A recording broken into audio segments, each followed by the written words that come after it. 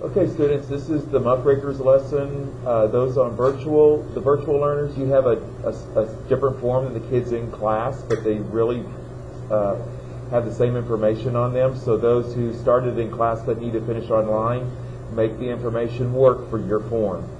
So here we go. I'm not going to read these. These are normally put on the wall in the classroom for students to gather information on a clipboard. But I'm going to ask that you pause and read it, and or read with somebody there at home. And so I'm going to say pause for reading, and then I'll go to the form. If you just wait for the answers, you are not learning. And if you're at home, you take responsibility for your learning and do the reading before I go over the answers with you. Okay? So you're only fooling yourself if you don't do the reading. Okay? So I'm going to go ahead and let you pause the reading, and I want you to pause for reading. I want you to read about Upton Sinclair. Go to your to the documents in Google Classroom so you can see it in full if this is not large enough or clear enough. So I'm going to go ahead and ask you to pause the video and read about Upton Sinclair, and then unpause it when you're done. Okay, you should have paused the video and read. Alright, so here is the first person on our chart. It is Upton Sinclair. We've already talked about him before in other lessons, so this should be pretty easy. Okay, so we're going to be answering, what is the problem of the Gilded Age did this person focus on? What did the person address, or what did the person do to address the problem? And how does their work impact us today? Alright, so let's go ahead and take a look at that. Upton Sinclair was about working conditions, and if you read this, you'll see that it was about the meatpacking industry. Why don't you go ahead and put not just working conditions, but also spoiled meat. Okay, and that was still being canned, and people were eating it and getting sick.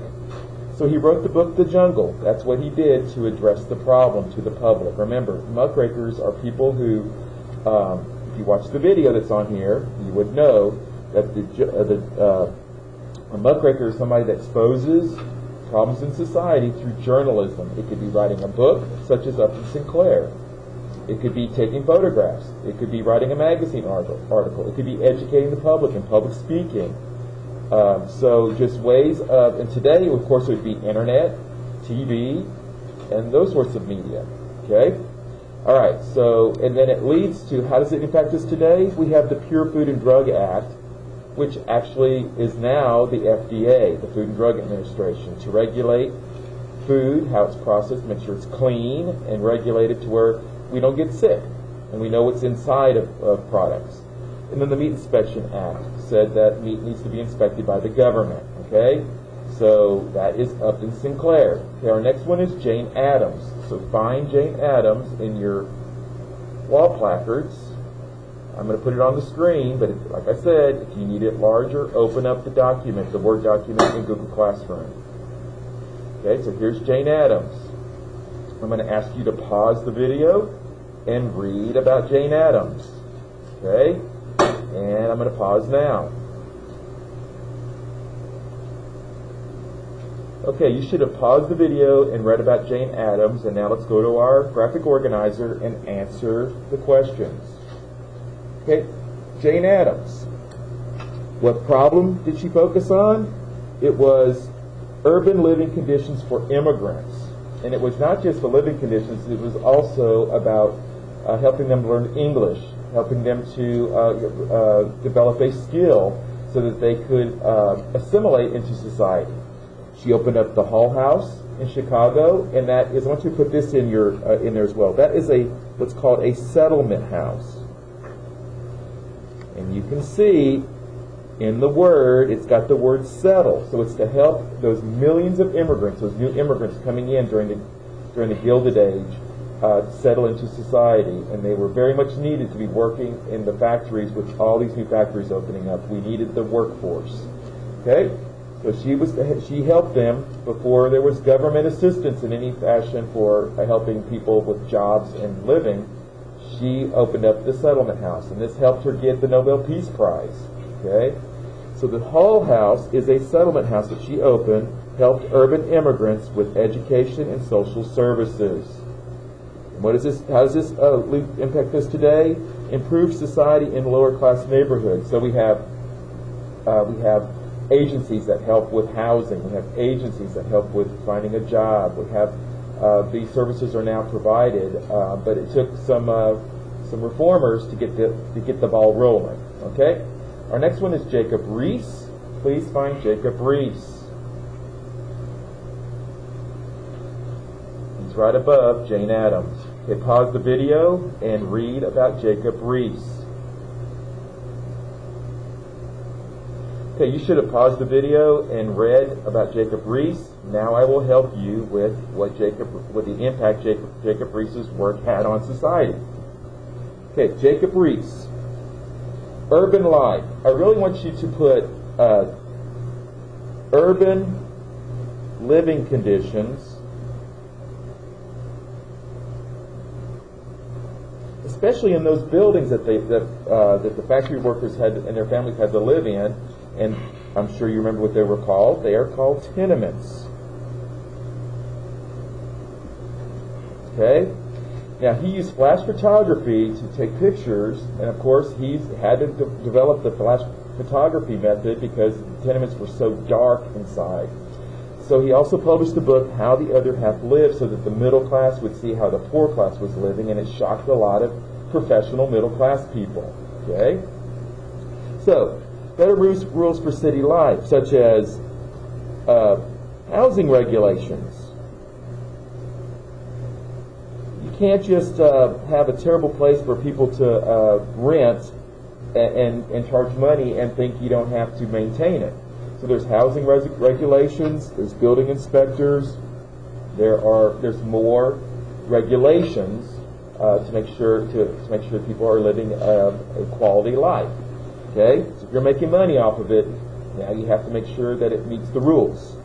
So better rules for city life inspired the middle class to join progressive movement and help with the poorer classes. All right. So now the next one is Frances Willard.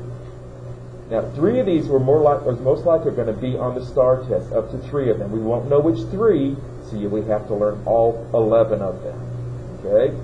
All right. So look for Frances Willard. I believe she is the first one. She is. Okay. So pause the video and read about Frances Willard. All right, you should have paused the video and read about Frances Willard. Okay, so let's fill out the form for her. Okay, so Frances Willard, she took on drunkenness and women's lack of rights. But it was what I want you to remember her about is the temperance movement. Temperance is talking about alcohol. Okay? I always remember this fancy word by the word temper, because a lot of people when they drink alcohol, they get angry. So, and that's some of the side effects of alcohol with a lot of people. So remember the word temperance is about alcohol. All right? And so she was how did she deal with this problem? She was the president of the Women's Christian Temperance Union, so she organized a union. And I want you to also put the word lobby. Okay? To lobby Congress for change. Okay? What does it mean to lobby? Where the word comes from, across the street from the Capitol building years ago, there was a hotel. And people said, hey, if you go over to the lobby, you will see that congressmen and senators are hanging out over there in the lobby, and you can go talk to them about your issues. Now when people are sent to Washington to lobby, because it came at one time you would go to a lobby and talk to the congressman. Now people, organizations, and companies, industries, they'll send lobbyists to Congress to try to influence Congress in lawmaking. So she was a big lobbyist. Okay, a person who lobbies is a lobbyist. Okay, and what does this lead to? How does it impact us today? We have the 18th Amendment was passed, but of course it's going to be gotten rid of by the 21st Amendment. But the 21st Amendment allows alcohol to come back, but there's still regulations. So alcohol is regulated by the government now. You have to have a license to sell alcohol. You have to be a certain age. You can't have bars next to schools and churches and that sort of thing. Okay? All right, so the next one is John Muir. So find John Muir.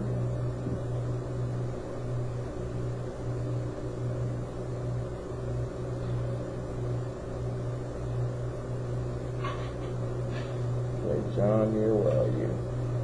There he is. John Muir. Please pause the video and read about John Muir.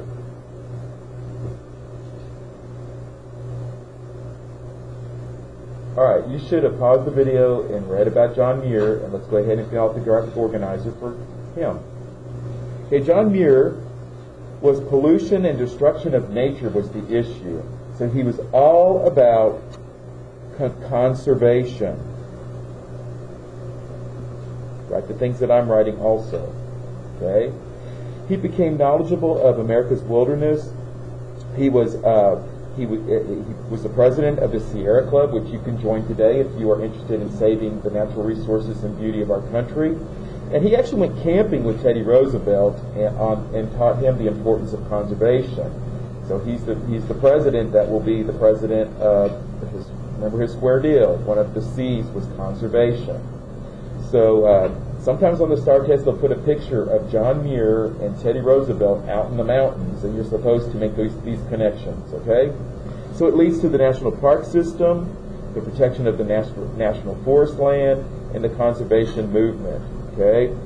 Also led to the U.S. Forest Service, which they allowed companies to go in and use the resources in the forest, but it's regulated, so they don't go in there and decimate it. All right? Okay, flip it over. And our next one is Ida Tarbell. Okay, so let's find Ida Tarbell.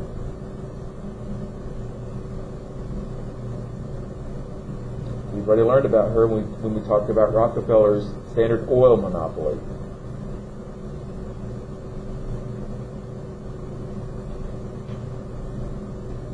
Okay, here's Ida Tarbell. Please pause the video and read up on Ida Tarbell.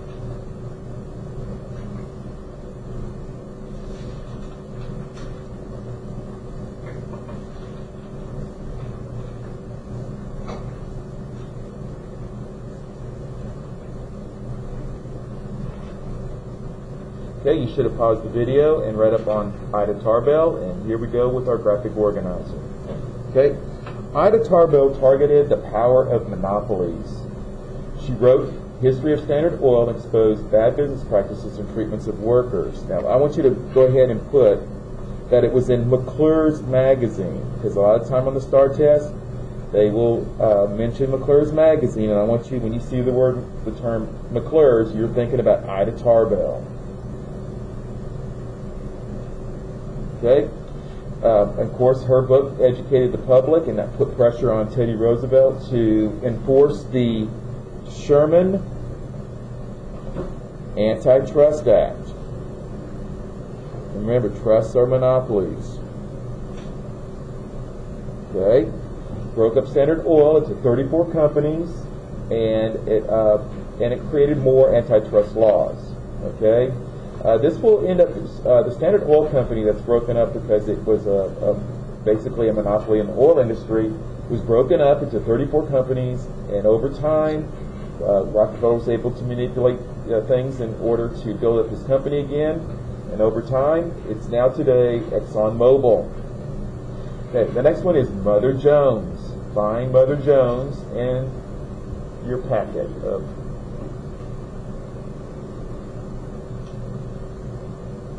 Okay, pause the video and read about Mother Jones.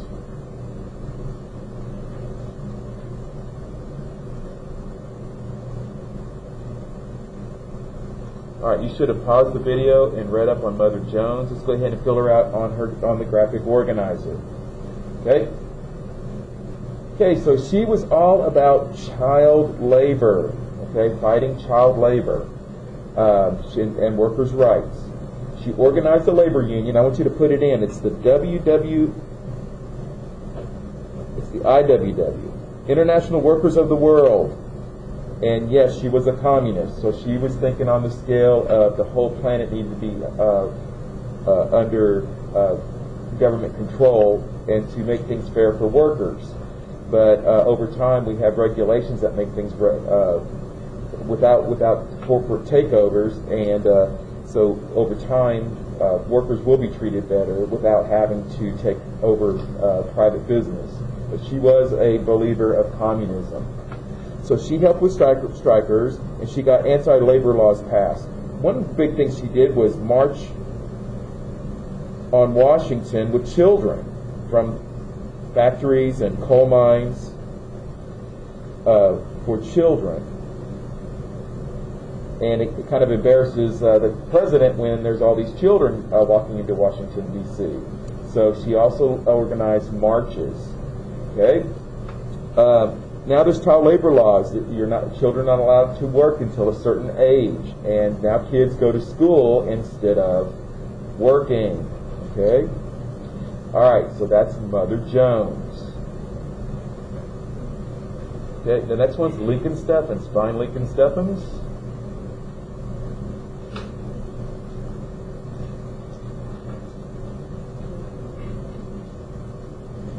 Okay, Lincoln Steffens is on the screen. Like I said, you could be opening up your Word document and see it more clearly if you need to. All right, I'm going to pause the video and read on Lincoln Steffens.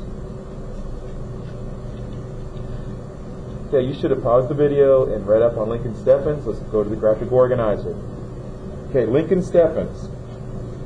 He was all about political corruption. And yes, if you're thinking, oh, you're talking about political machines?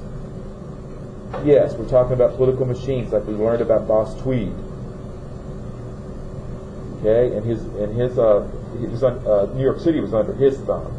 So there was all kinds of political corruption going on because there just wasn't the city makeup that we have today, or city government that we have today. He wrote the book Shame in the Cities, and he exposed corrupt politicians. So he helped get the progressive governor elected in Missouri, and he gained more support for the progressive movement.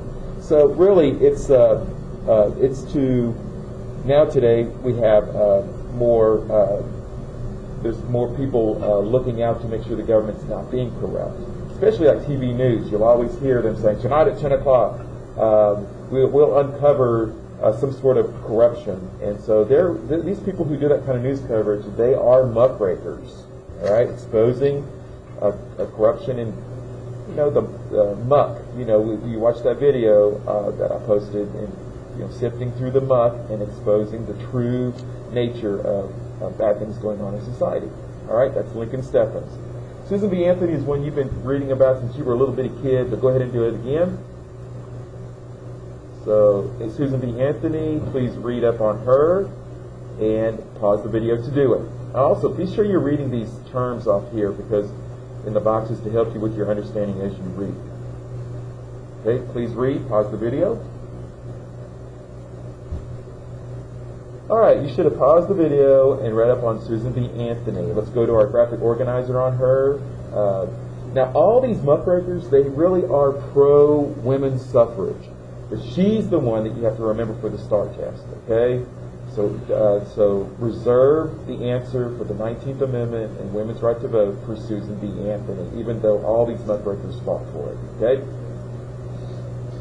Okay, so women's lack of right, primarily suffrage, which is the right to vote, okay? She helped start the Women's Rights magazine, and she founded the National Women's Suffrage Association.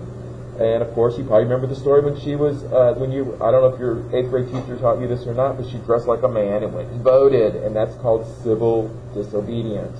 When you break the law, that you know that it's unjust. You just can't pick any law to break. Okay, that's an anarchist. So, but if you choose to break a law that is unjust, and you know that a lot of people will be backing you up because it's simply wrong, that's different. Okay. So that's called civil disobedience when you break laws, like in the civil rights movement. The black community and other minorities broke laws such as you couldn't go into a drugstore and sit at the counter and be served. So people would sit at college students would sit at the lunch counter and say, "We're not moving until we get served," and that was actually breaking the law. So those are the types of laws I'm talking about. Ones you know that aren't right. Okay. All right. So and then it inspires a generation of women. Then remember we covered Alice Paul. And Alice Paul said, we don't want to win suffrage one state at a time. We want a national amendment and get the job done in one shot.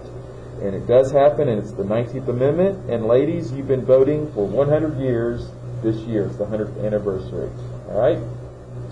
So Susan B. Anthony. W.E.B. Du Bois. Find W.E.B. Du Bois, please. And I'm going to find him too. Here he is, W.E.B. Du Bois. Please pause the video and read about W.E.B. Du Bois.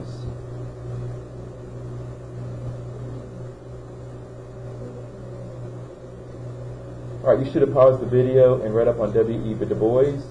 And let's go ahead and fill out the graphic organizer for him. Okay, W.E.B. Du Bois. Some people say Du Bois if you speak French, but we say W.E.B. He had 3 names. But you just have to remember Webb, W.E.B.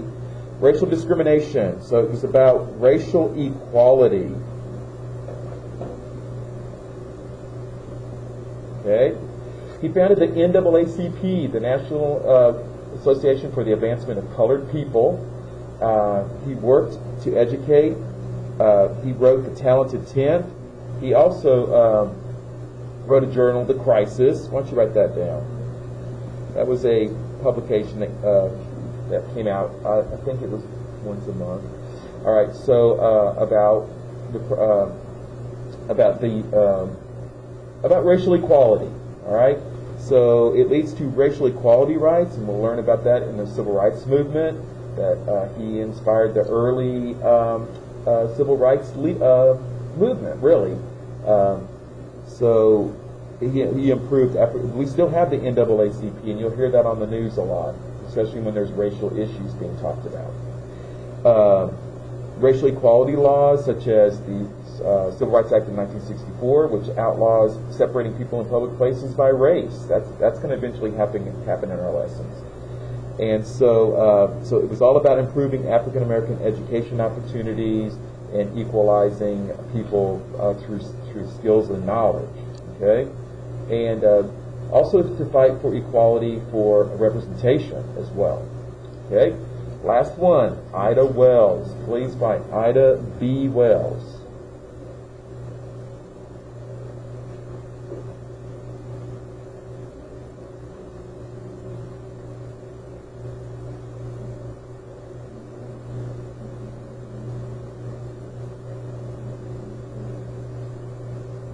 Here's Ida B. Wells. Please pause the video and read up on Ida B.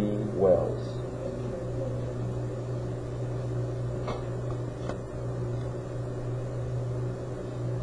Okay, you should have paused the video and read up on Ida B. Wells, as a responsible student learning from home should do.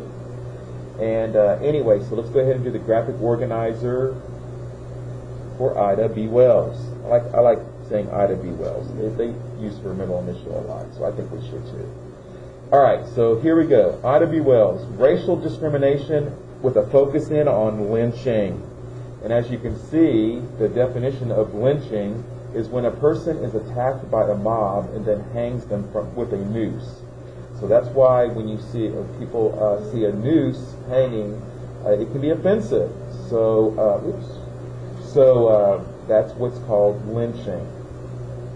And by the 1920s, lynching was really out of control.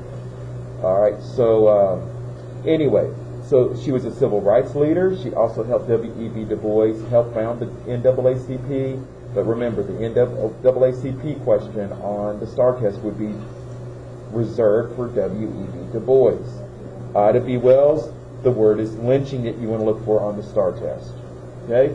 She was a civil rights leader, wrote articles about lynching, calling for action to stop it. She even traveled to England to let the British know about what was going on in America. So education was the key to bringing it out of the darkness and shedding light onto this horrific murdering tactic. Okay? So it brought attention to lynching and helped progress towards racial equality. All right, so that's Ida B. Wells. All right, so that is your lesson for the Muckrakers. Thank you for watching.